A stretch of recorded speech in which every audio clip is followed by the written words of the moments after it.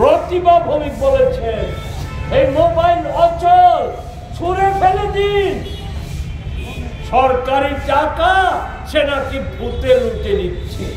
এ হচ্ছে প্রতিমা ভৌমিক ওই সমাজ কল্যাণ মন্ত্রীর উপস্থিতিতে সেখানে বসে বলেছে। বিষয়টা কি?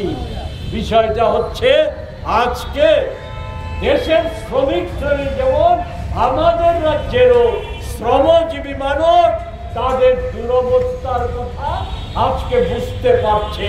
এর জন্য দায়ী কারা এটা আজকে চিহ্নিত করতে পারছে।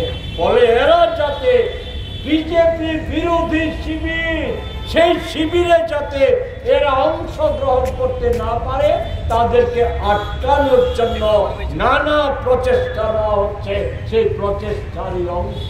আমি বলবো প্রতিমা ভৌমিকজি, আপনি যদি মনে প্রাণে ওই আশা কর্মীদের দাবিকে সমর্থন করে থাকেন, অঙ্গনাদি কর্মীদের সমস্যাকে সমর্থন করে থাকেন, অসংগঠিত শ্রমিকদের অভাব দুর্দশাকে যদি আপনি ন্যায্য বললেই মনে করে থাকেন, তাহলে আসল রাস্তায় আমরা একত্র লড়াই করি দাবি দাওয়া আদায়ের জন্য।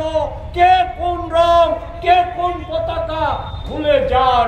রাজ্যটাকে রক্ষা করার জন্য, রাজ্যের মানুষকে রক্ষা করার জন্য, শ্রমজীবী মানুষকে রক্ষা করার জন্য আসল লড়াইয়ে সামিল।